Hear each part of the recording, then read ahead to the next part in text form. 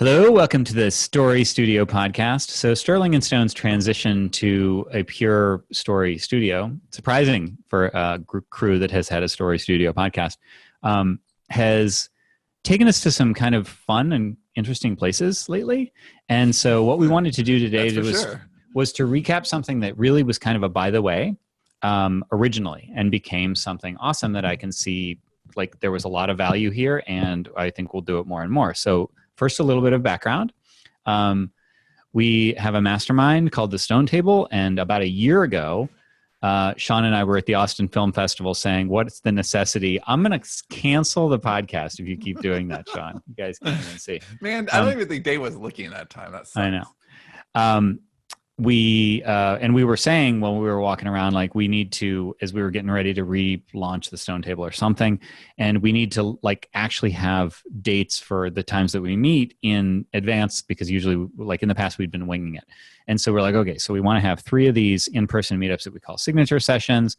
And then the summit, we wanted to have the Smarter Artist Summit, which the 2019 one is the last one, but we wanted to set that the actual day.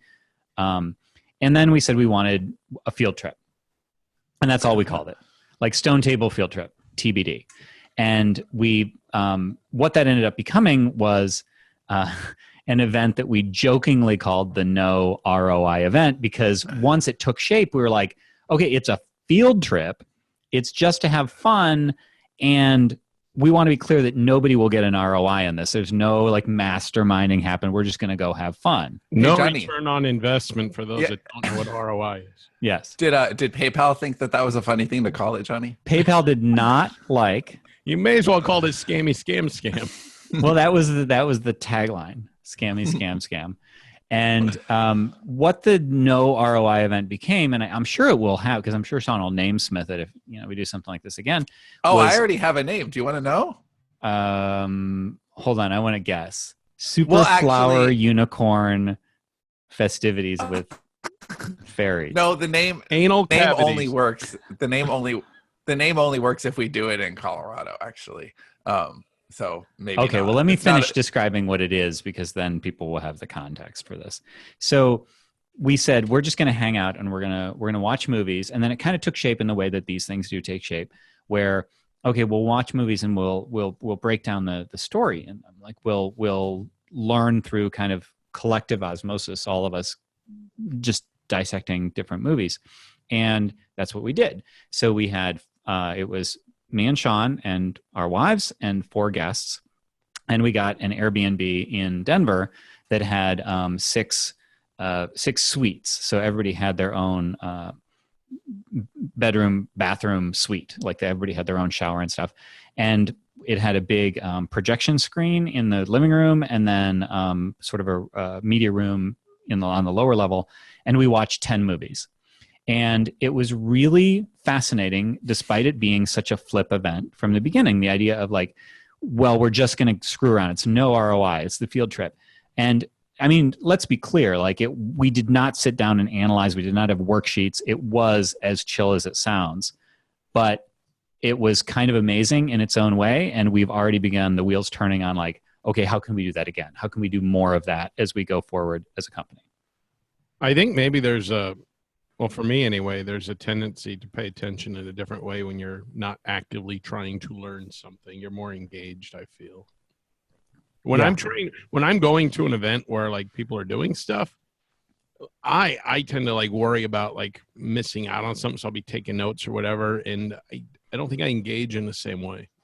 Well, Bonnie was fun, because from day one, Bonnie was like a lot of people were chilling out, but Bonnie was sitting, very attentively and taking notes. And she did that the whole time because Bonnie's our story expert. We tried to get Dave to go, but it was in Denver. It was not in Redacted. So he wouldn't go. But I think we'll do some in Austin, which you won't go to those either. So that's the whole thing. At least it'll be a little closer to something I can't go to. Right. I almost went to that one. Yeah, I almost. Why couldn't you do it in Florida? I mean, really. So, Sean, did I miss anything there in sort of the recap? No, that sounds great. And it was something we were like stupid looking forward to. We actually had another event in Boulder right before, and that was a really fun event. And it was like I don't know, when is this going to be over so we can get to the no ROI event and start watching movies? And yeah, it was really fantastic. Being able to, I mean, I watch TV and movies all the time, but they're at the end of the day. I don't start my day by watching movies, although I really should make an effort to start. Yeah. And I mean, I'm actually not joking right now. No, neither am I. Like that, our business as storytellers is increasingly going to be immersing ourselves in story. That's not, that's work now. Right. So I want to be able to build that into my workday, but I don't right now. Right now, when I get to watch movies, it's at the very end of the day when I'm just kind of done. Like I'm over it. You know, it's like, it's the last thing I do before I go to sleep, or I'm watching something with the children, or it's not the same. And really diving deep in, you know, for 2 days, we started with The Matrix, and Cindy and I left a little early, and they watched The Jerk. Yeah, it was 2 full days. So it was basically Sunday we got in around 4, and then we only watched one movie that night. But then the next 2 full days, like waking up to going to sleep, and then people left on Wednesday, except for Sean and Cindy, who left a little early. Right. And we did decide to watch The Jerk. It was originally going to be The Princess Bride, so it was already a lighthearted movie, and everybody's I don't know, like that wasn't even my suggestion, and so we ended up watching The Jerk, which didn't have a lot of story structure stuff to learn in it, but it was fun. It was a good. But it was just, like, at that point, you're not going for story structure. I think that's why we went for it. I think people after 9 movies were a little like, okay, let's just watch something mindless. Right. Let's turn off. So you didn't watch Faces of Death? Well, no, your grandmother wasn't there. Oh, or a Serbian film? I mean, come on. No, but we did have Human Centipede, which Bonnie referred to as the best movie ever. Yes. Are you just serious? kidding, Bonnie? No. I know Bonnie's listening to this right now, just horrified. It's like, I did not say that. She did, however, turn to what me was her favorite? In Inglorious Bastards. Inglorious Bastards, she was kind of mesmerized. Like every time I looked over at her, she was. I like the beginning of that movie. Oh, the beginning of that movie is its own movie. Yeah, the beginning of that movie. I like the beginning of The Crying Game. The beginning of the movie, or the beginning of The Crying Game, is exceptional. The first 40 minutes, I want to say, of The Crying Game are just perfect filming. Right, the whole captivity interrogation. Yeah. Well, let me frame this a little bit, because that's actually a really good point. Is the beginning scene of Inglorious Bastards? We're gonna at least mildly spoil most of these movies. That's so just our know job. that. Yeah, that's kind of the point. Let me see if I can list them really quick, just so you know. But we'll mention them as they come up. It was The Matrix, Goodfellas, The Breakfast Club, Hero, La La Land, Gosford Park. Did I mention Inglorious Bastards yet? No. Well, yeah, we just called that Bonnie's favorite. Wow. So, yeah. No, but did I mention it in my count? No. Well, whatever. We'll get to them when we get to them, because I can't think that fast. But what we noticed as we were doing these is the idea was we just kind of picked them because everybody picked a movie. There were 10 people there because we had 2 people who were local who came. And so we picked 10, everybody picked a movie, and there were 10 people there. And we just picked them because they were, like, I don't know, interesting in some way. Oh, I wish I went now. I would have picked Upstream Color. Right. Oh, that would have been great. That would have been great. Loved to watch Upstream Color with you. Oh my it god, would have been great, dude! You need to come to the next one of these, because you will have the time of your life. Seriously. Right, and I don't know the next lyric. I was going to do a whole thing with "Time of Your Life." Let's Dave's do that lift. Let's do that lift, like in Dirty Dancing. Yeah, you lift me. That's what I meant. So my point is that we didn't put a lot of thought in. We just thought they were good stories. And so I guess that I never consciously thought about this, but in the back of my head, I suppose I imagined that there were reasons that they were all good, that we liked them all, that they were our favorites, and that they would conform to what we expected to be typical story structure. Now, what actually ended up happening is that they didn't. The inciting incident in Gosford Park happens like an hour in or something like that. The Goodfellas inciting incident and Act 1 climax is my favorite example. We can talk about that in a minute. And that was really atypical. So starting to notice some of the things that, like The Matrix is really, really classic story structure. Like that one follows it exactly point by point pretty much, because it's that classic hero story.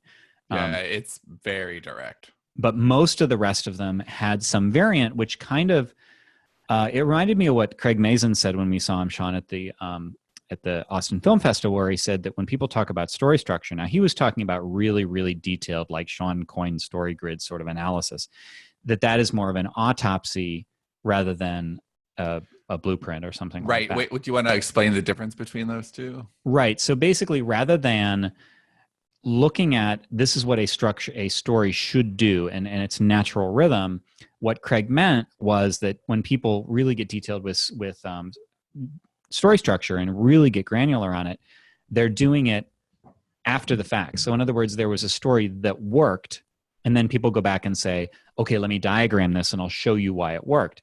But if you do an autopsy on something, it kind of removes the life from it. It makes it a little sterile. So yes, you can analyze a movie that way, but if you try and have a living, breathing story and try to like rigidly apply structure to it in that way, a lot of times it falls flat. And that was Craig's point. And I think that in that way, like we watched a bunch of movies that we could have like retroactively applied structure to, but that they were just good stories and they were storytellers following their hearts. And so it was an example of knowing the rules in order to break them. I think we had a lot of good examples of that. Yeah, agreed. Do you want to start with The Matrix? Because I think there was something really interesting that Bonnie talked about with The Matrix that, I mean, I'd never heard it. Ryan was immediately on his phone. Yep, it's a theory, right? But I had never heard that before. Yeah, I wouldn't have put it in the terms that Bonnie did, but that's something that I'll whatever. I mean, go ahead and give Bonnie's analysis on it. Well, okay, so everyone's probably seen The Matrix, and obviously Neo is the one.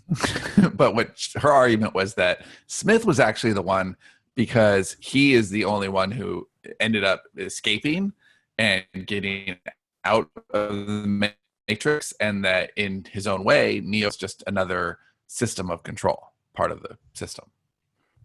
Right. And that would be for the trilogy. Like if you've seen the entire Matrix trilogy. Right, that doesn't hold up at all on the first movie. Right, in the first movie, he is the one. The second two movies aren't canon. They don't count. I think that's bullshit. I love all three of those movies, and everybody shits on those movies. I just think it's a really complex story. Austin and I have been watching them, and we have the third one left, and I'm like, okay, you want to watch it? Just so you know, it's really you're not going to get most of it. Like it's really esoteric. I do like the Matrix trilogy as a whole. I think it's really ambitious. I love it. I'm an apologist. I saw them all in the theaters opening day, and yay. I did as well. Go ahead, sorry. Well, it's just I do think they could have done better.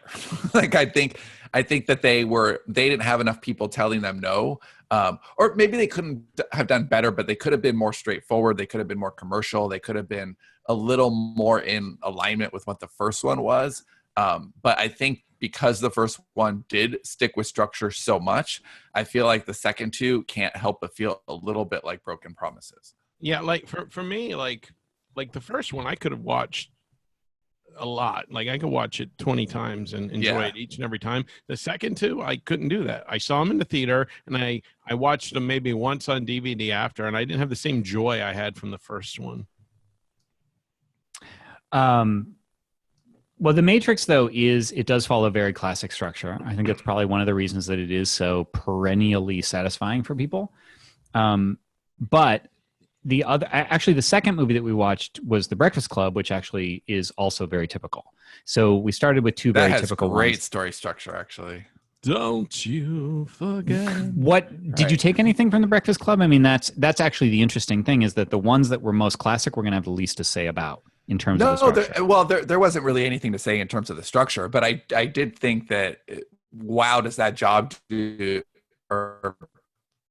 that movie do a great job of introducing characters? And it's almost like, when we've talked about you can't avoid the cliches or the tropes, you have to lean into them. Holy shit, does John Hughes just like roll around in that idea for that movie. he takes all the ideas, he takes all the cliches and tropes and things that we know about high school, especially in that setting of mid 1980s Chicago, and really exploits it to make an engaging film that is still really watchable 30 years later. It's still really good. I mean, it's on my daughter's top 10 list, all these years later. So that's kind of interesting. And I think it's because he nails characters so well, and the way that they're introduced, the way there isn't really a main character, although there kind of is. Yeah, that's where I was going to go is when we were done with it, some of the discussion we had is whose story is that? Yeah. Like whose arc? And they all have an arc. But I think we decided that it's Bender's, right? Like it's his arc more than anyone else's. Is that what we decided? Yeah, well, for sure. But everybody gets a turn, and that's just, there aren't a lot of movies that follow that example where it is kind of a character study, the whole thing. And one other thing that we did talk about was how the principal, who's, he's there stuck on a Saturday, and he also, he's the hero of his own story. He's not the villain. He's the guy, like, these fucking kids in here on a Saturday keeping me from what I want to do. And then that whole thing where he's going toe to toe with Judd Nelson, and he's like, another week. And Judd Nelson just keeps pushing him, and he keeps pushing back.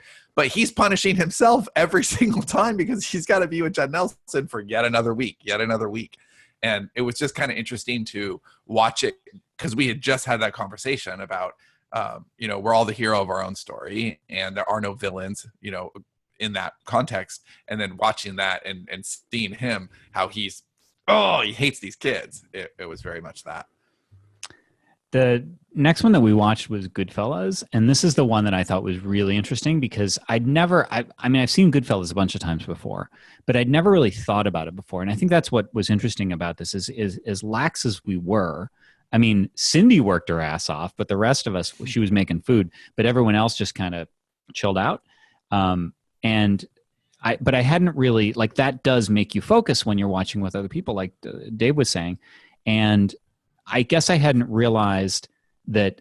I mean, do you want to talk about what we kind of discovered with Goodfellas that I hadn't, like, where is the inciting incident? Well, that the inciting incident and the end of Act 1 are actually the same thing. And then Scorsese gives that to you before the movie starts. So the movie actually starts when the trunk slams down, because if you haven't seen Goodfellas, sorry, I'm about to ruin the first 5 minutes. They're driving the car, and Billy's in the trunk, and he's all like mostly dead. And they pull over because they hear something in the trunk. They open the trunk, and Joe Pesci's all like crazier than he's ever been in any movie except Home Alone, and he's all like, I'm gonna get you, you fucker. And he's like stabbing Billy, over and over with his mom's kitchen knife. And then, there's blood everywhere. You can practically smell the metal. And then Ray Liotta is slamming the trunk of the car to close the dead body back inside. And the voiceover starts, I always wanted to be a gangster. And then it goes back to him being a little boy. And it's a great opening. Like, especially once the movie catches up. And the first act takes almost 50 minutes. Like, it's a long Act 1 before all of a sudden now you're caught up with the movie, and you realize that the inciting incident was that Tommy had killed this guy, Billy, who now Robert De Niro and Ray Liotta are going to have to cover his tracks. And that's kind of what like triggers all the things in the rest of the movie. But Scorsese gives you that inciting incident in the first few seconds of the movie, and then spends 50 minutes getting you to care about it and building context around it, which is really an interesting way to build a story. Right, but it also functions as the end of Act 1, in our opinion anyway, because it's the moment where the main character, Henry Hill, basically decides to go on his journey. Now, the other interesting thing about Goodfellas that I'd never thought about before is that it's actually a kind of a downward trajectory. It's not usually a hero's journey. They become a hero. They make a choice. They change for the better. And Henry Hill's is kind of a descent. Like it starts with him as a gangster and he's living the high life. And there's that long tracking shot through the back of the restaurant where he's, everybody knows him and he's hanging with the gangsters and living the good life. And then at the end, he's just a schlub like everyone else. He's a rat. He's living the suburban life that he never wanted to live. Going out there, shuffling out his front door to get the paper. It's like the saddest shit in the world. And then what was the order? Was the next one? I think the next one might have been Hero. So now do you want to tell Dave what? It doesn't really matter, but do you want to tell Dave now what Hero is? Was Hero day 1 or day 2? It was day 1. Oh, then yeah, okay, it would have been Hero. So Dave didn't know if he'd seen Hero, and I stopped Sean from telling him what it was. Okay, so Dave, did you ever see House of Flying Daggers? No, it's one of those that was on my list, but I never saw it. Okay, it's the same guy who made House of Flying Daggers, but he made it first. But it's that same kind of it's a martial arts movie that's just kind of gorgeous. It's. Did you do the Crouching Tiger, Hidden Dragon too? No, that's Ang Lee. Oh, okay. Same choreographer, did some of the wire work. Ping Lu, or he did the Iron Monkey, and he worked with the Wachowskis. So I think there's some behind the camera stuff, but not the filmmakers themselves. But it's stunning. It's a really beautiful movie. I'd seen it in that context before as a beautiful, quiet film. Cindy and I watched it a few times. It's the kind of thing that she really likes because it's all zen and just it's very quiet and just kind of majestic. But there is a bunch of murders. There's murders for sure, but it's the story is quiet and really big, as in it's almost like watching an old myth, right? Where Perseus fighting Medusa is a big thing, right? Where it's not the stakes are just a little more mythological. It's that kind of thing. Yeah. And there's different perspectives. And by the time you see the whole story, now you know the truth. And it is, you would like it. And it's both very simple and stupid hard to follow, if that makes sense. So you guys are about to spoil it now. Do I need to go? No, we don't. I don't think we need to spoil it. I don't know that Johnny could spoil it if he wanted to. No, actually. I couldn't spoil it. We were in Colorado, and right. But I might have been a little impaired. The way the pieces are. Johnny kept saying things like, "I'm not sure if I would like this movie." No. Much Sean under normal said, circumstances. Sean said, "Do you like this?" Because I was near Sean at this for this movie, and I said, "Yeah, but it might be the chocolate."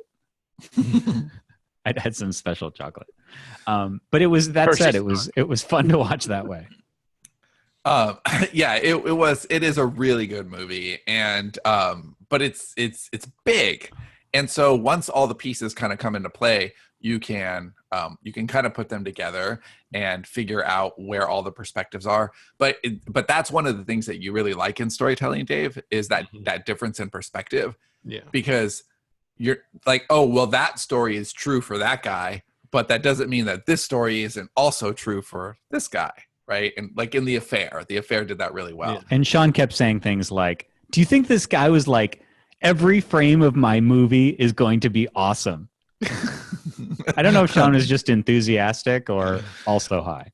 Well, no, I really liked that movie. I'd seen it in the theater, and I think that was my 4th time seeing it, but it had been a long time. And I don't think I'd seen it in 10 years. It does have a mythological scope in one particular way that I can think of, where there's a certain breed of, I'm not going to worry about whether this is realistic because it's so far beyond realistic. Oh yeah, for sure. It was almost that's what I mean by mythological. There are scenes where the swordsmen are knocking hundreds and hundreds of arrows out of the air with these fancy sword moves. Yeah, it's not even that. It's not supposed to be realistic. It's just it's like you're suspending, you're in a fantasy world. You're telling a story of a hero that would be passed down oral tradition legends, right? So one of my favorite scenes is, this isn't a spoiler, Dave, but they're all in I think I know what it is.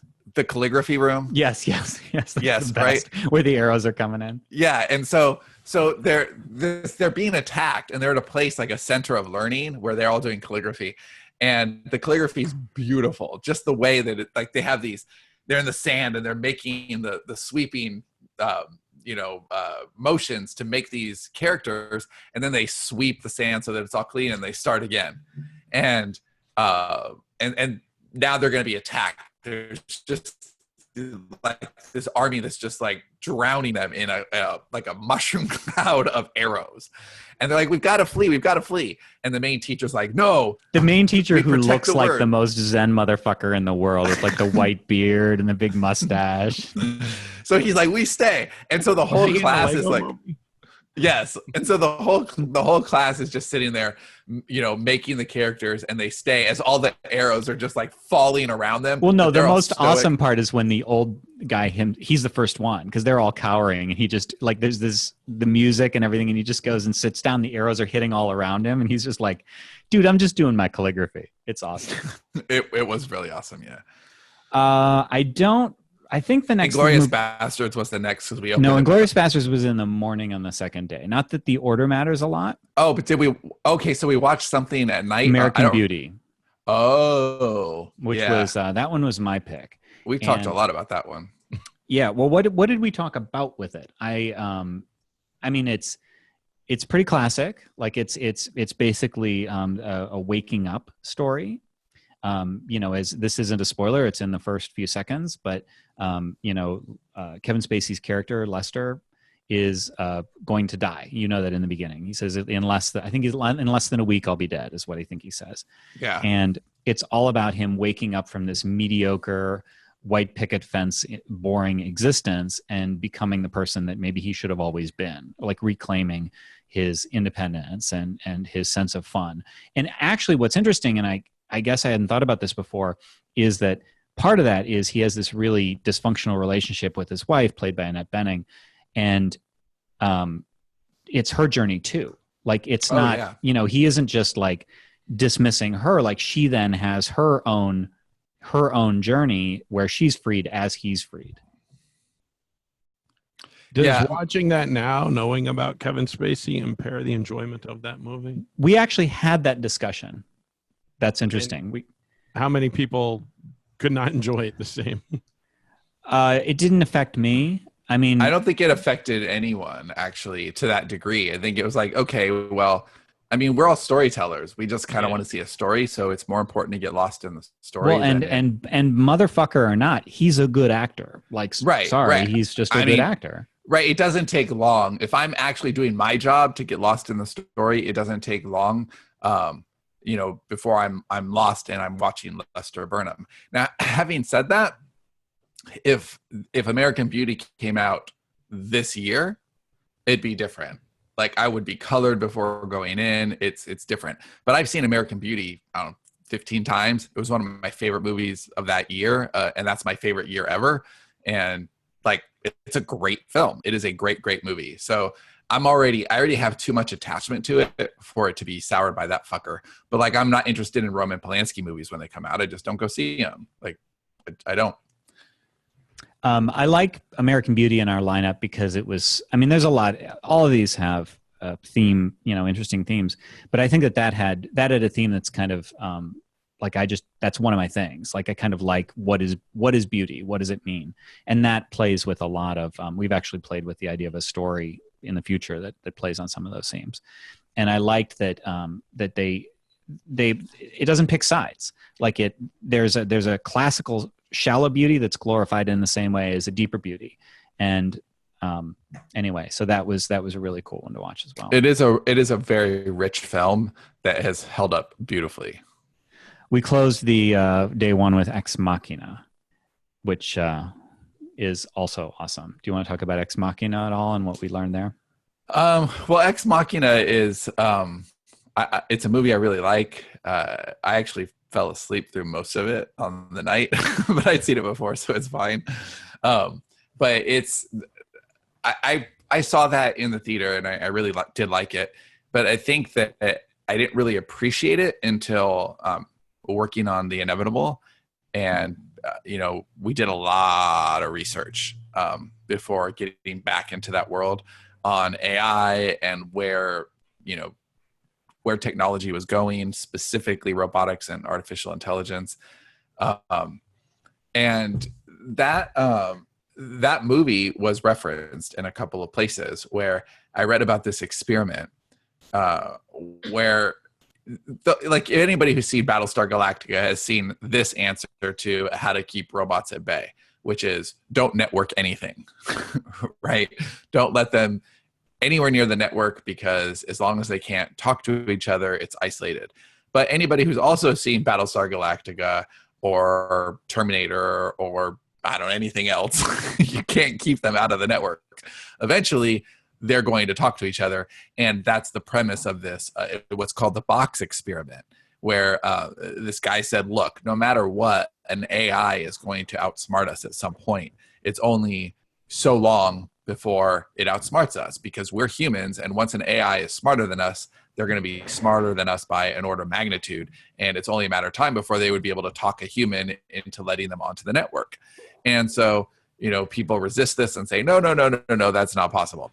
So he designed this experiment called the box experiment, which is basically, could you resist an AI trying to talk you out of their box? And his success rate is apparently like stupidly high on being able to. People know going into it that he's pretending to be an AI and talking his way out of a box, and yet it always ends up working.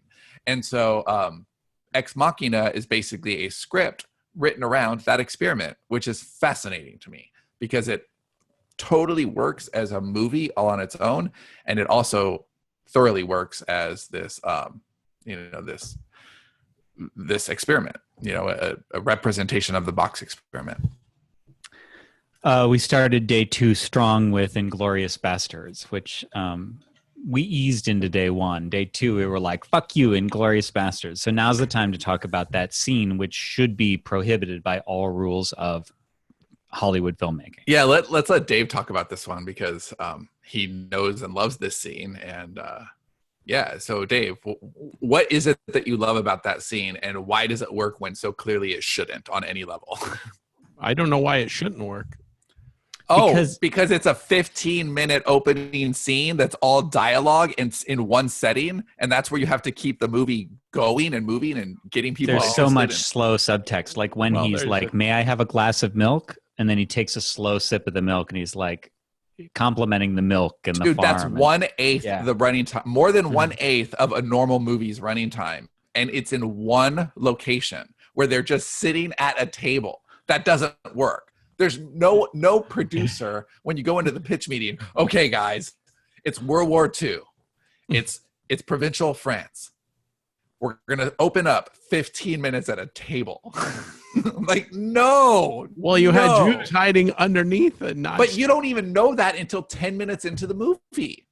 See, I don't remember. I thought you knew earlier than that. No, it's not until the camera all of a sudden pans down, and you see. And Shoshana's, which is the exact same shot that you have where the girl's, her father is getting murdered on the mattress above her in Kill Bill. It's the same shot, but it's anime, and that she's like, oh, whimper, and it falls out of her mouth. It's the same shot that Shoshana's got underneath the. Okay, see, I don't remember. I just remember the scene working because there was the dread that the guy was definitely hiding something, and these people could just basically come in and do whatever the hell they want. Your life is in their hands. You have no power whatsoever. You are fucked. Well, you're absolutely right about it, but it also Dave thought it was a documentary. That's why it didn't strike him as odd. It also had like the most faith in the audience, right? That, okay, you're going to buckle up and be here for the ride. Now, that's probably a movie that he never could have got away with, and for his first film. There's just no way. But how much strictly unnecessary dialogue is in that scene too? I mean, there is so much. I don't know that there's any, and that's the point. It's because everything is all subtext. That's why I said strictly unnecessary. Like, I could see people cutting. Well, does he really need to talk about the milk and compliment the farm? No, of course not. The whole fucking like squirrel monologue, which I love. I wouldn't cut a word. I wouldn't cut a moment out of that 15 minutes, and yet it is not an economical 15 minutes. But Bonnie said 2 things about it that are interesting to, listeners of this show. The first, she just turned around midway through and said, "This is one of the best movies I've ever seen." He was just not taken. Seen it beforehand? She'd never seen it before. No. And then after the movie, she said, pretty much every single line of that movie is subtext, which is the best way to describe Inglorious Bastards and really a lot of Tarantino's work. It's what makes him an exceptional writer. Dave sees that and he's like, oh, that dude's full of himself. He's pleased with himself. And he is. But he actually deserves to be. What I like about that scene was it wasn't campy. Like a lot of times it's just goofy and campy, and it's like a hyper realistic sort of style that I don't really like. But that to me was a very realistic scene, and it was, I don't know, I just felt it was very effective. I think he's good, but I also think he needs to be reined in sometimes. I think he gets a little too far out there for my taste. I get it's not. It's just, he is a little hit or miss for me, Dave. Yeah. There are some movies I love and some that I'm like, I haven't seen Hateful Eight yet. I'm curious as to what you would say about Hateful Eight. Okay. Yeah, but I mean, I generally like his stuff. I don't know. He annoys me because he's just a little too goofy, and I don't really like the sense of humor that he has, I guess. I don't know. Well, the act structure is odd too. I mean, it is in 5 acts complete with title cards, but they don't strictly follow. So, Act 1 is, I think Act 1, the entirety of Act 1 is that scene. His movies are right? like books. He's writing books, and then he's filming them. Right? But then Act 2 is it's the Bastards, right? It's like Brad Pitt's Act 2's the crew. Bastards, yeah. Right. And so I mean good. They dovetail obviously because those events are converging, but not in a typical sense. Like it's not a typical, there is a journey, but it's ensemble. It's like there's this group of events that are all kind of coming from different directions. That's something we see a lot with Tarantino. Move on to Gosford Park. Yeah. I remember nothing about Gosford Park. It was really hard to follow, though. It's I wasn't alone. There were I remember there was a lot of what's going on? Who is? Nobody followed Gosford Park.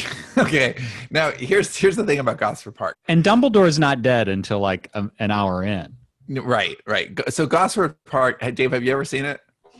No, it is one of those movies that has been recommended to me, and I have it on my list, but I've not watched it yet. I would love to watch Gosford Park with Dave. Yeah, I'm going to guess Dave would not like Gosford Park. I don't think he'd like it. Yeah. So basically, Gosford Park it's written by Julian Fellows, who is the guy who did Downton Abbey. So it's very English, and it has a lot of the things that Downton Abbey is really focused on, like the upstairs, downstairs, the relationships between the different classes, the servers, and the kind of the aristocracy, especially in that time and place, which is really early 1900s. It's interesting. It's really interesting. I didn't get too deep into Downton Abbey. I saw the first couple of seasons and then kind of lost interest, but I was interested enough to fill it with robots. And, that's where Robot Proletariat was born, for those of you who don't know. So I do like thematically and structurally a lot of what's going on there. And it's directed by Robert Altman, who I think it's his last movie.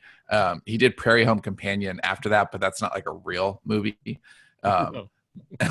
has a huge cast. A lot of good people, like Johnny said. Again, Dumbledore's no in clear it. who. But there's no main character, right? There's no main character. Robert Altman movies typically they don't have a main character. So his movies are like Nashville. I'm actually blanking on his catalog. Well, I mean, having a main character, I think that those two go together. So a lot of us couldn't follow it, and it doesn't have a main character. And I think that those go together because it's kind of like when you have a main character and you don't understand something, an intelligent moviegoer can kind of intuit, okay, well, it has something to do with that character because that's the main character. Like, how did it affect that character? But what happens with Gosford Park is since there is no main character and it is convoluted, and a lot of the people look kind of similar too. Like I had a hard time who is that guy? Who is that guy? And so when you have... You're racist against white people. Against white people. You think all British people look alike.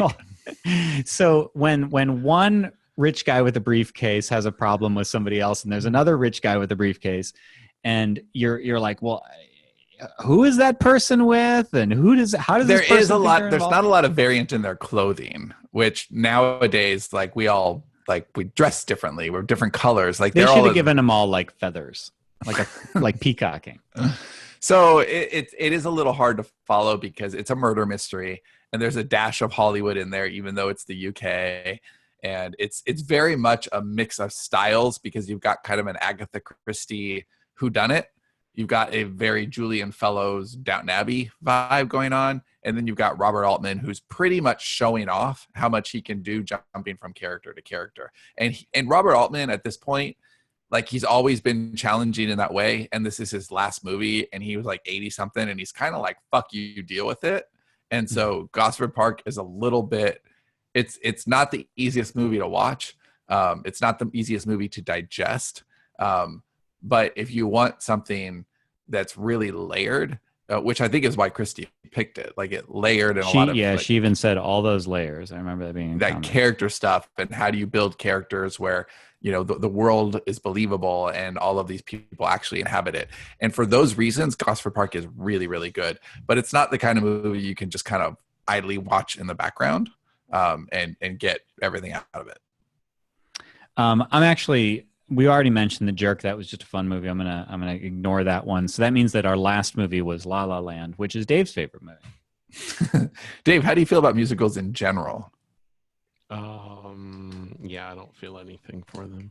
I watched the musical episode of Archie last night, or Riverdale last night. I finally made it. We're going to have to talk about that later, Johnny. Fuck you a little bit for even suggesting that it was worth getting through season 2. And fuck Papa Poutine.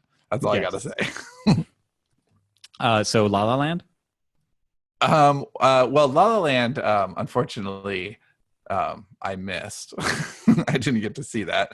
But you've seen it before. But I have seen it before, and I really like La La Land.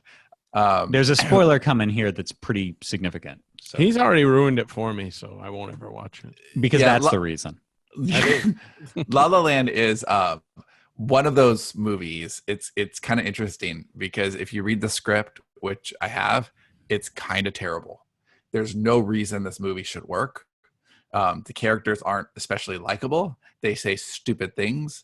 They're cliche. The story is cliche. The setting is cliche. A lot of the dialogue is cliche. The story is cliche on purpose. Right. You're selling me on it. No, but there's something about the direction that just works and makes it special. And it's this real knowing way. So when you see a scene that is lit, like an old Hollywood backlit, whole spread, but it's not. It's done with real lighting, like a set. Yeah, it's so there's really... a shot that is I think, if I could articulate, because I know you've told me about this before, there's a shot overlooking the Hollywood Hills where they're up in the hills, and they're overlooking, but the way that it's lit is the way that a 1950s or 60s movie would have approximated, when they just had a backdrop, would have approximated being in the Hollywood Hills rather than actually being there. Yeah, and the music, the kind of the messaging, the things that just do not jump off the page at all do jump off the screen. And that's kind of interesting. Something that falls so completely flat. And it was Damon Chazelle, the guy who wrote and directed it. I mean, he wrote it, so he didn't need to impress anybody with the script. And he'd just come off of Whiplash and gotten, his Oscar nom. So it was and it's not a huge budget movie. Everyone's working for scale. So he was able to take some chances, but they really paid off for me. And there's a storytelling choice, which I think is what Johnny's referring to. Yeah. So if you don't want La La Land spoiled, just skip ahead, because this is kind of a big deal if you care. Yeah. And a lot of people really don't like this about La La Land, but it's what made it for me. Like, I was already sold on the movie, but I went to go see it again. And then again, I saw it 3 times in the theater, because my wife and daughter were super into it too. So it was easy. But the reason I wanted to go back and see it was because of this end and the choice that Damien Chazelle made. Yeah, I mean, Sean and I actually wrote a book with this ending years before La La Land, and it was equally unpopular because we, for some reason, thought this was a romance, and it was not. It's not a romance. No, it's not. Because there's no true happily ever after. They don't get together. And there's this scene at the end. When you saw the scene for the first time, were you fooled or confused thinking that, because what happens is, okay, so this is the major spoiler, is that the two main characters, Ryan Sebastian? Gosling and Emma. Why can't I remember her name? Stone. And it's half of your company. You should remember that. Yeah, and they break up like 3/4 of the way through the movie or 2/3 of the way through the movie, and then because you just get the feeling they're going to get back together, and then there's this scene at the end where it flashes forward, and Emma Stone's character is she has a family and a husband who's not Ryan Gosling, and she's famous, like she's had her dream, and they're on the way to something, and there's a traffic jam, and so they divert, and then they end up like, well, let's just go to this little fun club, and they end up in a club that's owned by Ryan Gosling's character. He always wanted to own a jazz club, and Sebs, and he sits down and he starts playing this music that's like the iconic music throughout the whole thing, and then it just takes off, and there's this sequence where the two it recaps their entire story but slightly differently. So Sean, when you saw that the first time, were you and or Cindy confused or fooled or anything like that? Did you think, oh, this is an alternate reality, they are getting together, or did you? No, I knew what was happening, and I'm going to bitch about marketing for just a second, because that sequence was really ruined for me. It would have hit me much harder. It would have hit me like a gut punch, like it was supposed to, but I anticipated it. And the reason I anticipated it was not the filmmaker's fault. It was the marketer's fault, because I had seen the trailer a few times. And so there's that moment where she first hears the do do do do, and she goes into where he's playing. This is the first time, right at the beginning. The first time, and then he walks by her, like it's really brusque. Right. She comes down and she says she's moved emotionally. She says, "I just heard you play," and he interrupts her because he reaches her at that point and just like rams his elbow into her or his shoulder and just keeps walking. Like he's just a total dick. Yeah. And so like, okay, well, that's not cool, dude. But in the trailer, or in this sequence that Johnny's talking about, that happens, but instead of him brushing by her, they kiss. Like it's a real dramatic Hollywood kiss. Yeah, right. But that's the version of the scene that is shown in the trailer. They're showing the climax of the movie in the trailer. And so I'm observant in that kind of specific way. I'm a storyteller. I know, and I'm visual. So I saw that in the trailer, and then that scene played out differently in the beginning of the movie. And so for the entire movie, I'm waiting for that to happen. Like, okay, when are they going to reconcile this thing that I know I didn't actually see the way I'd seen it in the trailer? So when she sat down to watch that, I knew that was coming up, and it told me what was going to happen. It was already broadcast to me. And that's a really shitty marketing decision, because there's a million ways they could have cut that trailer. They did not need to put that moment in it at all. And it was stupid. It was like, it robbed me of the storyteller's joy. So you basically... And something else I've noticed is a lot of times the trailers are made like long before the movie's done, and they'll have scenes that aren't even in a fucking movie. Yeah, I've seen that for sure.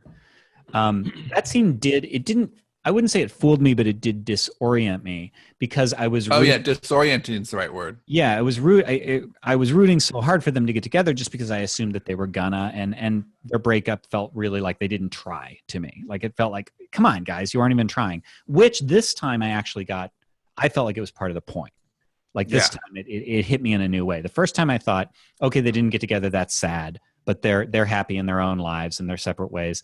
But this time, the moral of that sequence to me, because what happens is it takes you back in time, and you think you're just seeing the same part of the movie, and then it changes in the way that Sean mentioned. And then it's like 5 minutes of just pure like old Hollywood bliss. And it's just if you're in now, if you think it's Dave, it's 5 minutes of misery, because it's more of the same. It's musical, and it's just kind of like whatever. But if you're into what they're doing and into that story, that 5 minutes is pure popcorn crunching phantasma. It takes you through what looks mostly familiar, other than that first kiss, all the way through the present. So it goes all the way back in time. It takes them all the way through the present. Only this time, when she is getting the kid ready and they go on the expressway and they go off to a club, it's Ryan Gosling she's with instead of this other guy.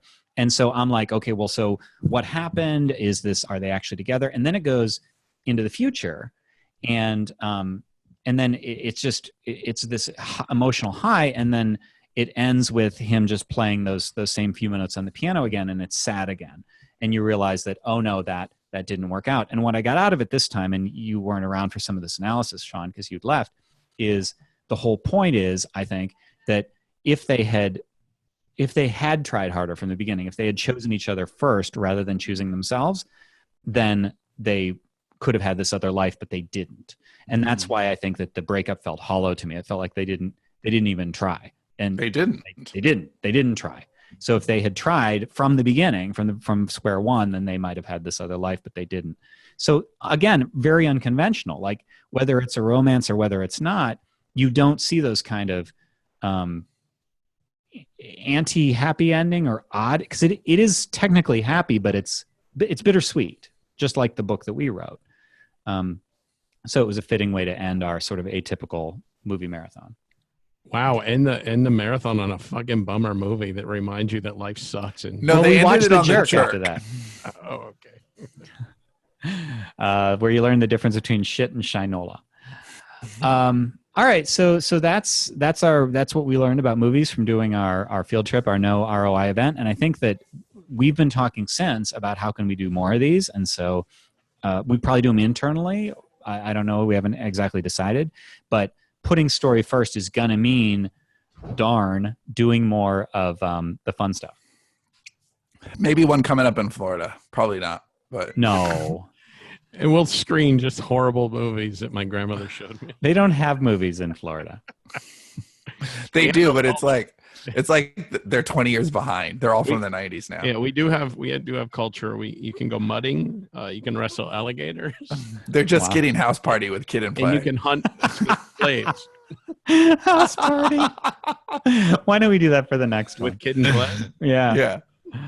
Oh man. Okay. So I guess that's it. So thanks for listening to the Story Studio, and we'll see you next time.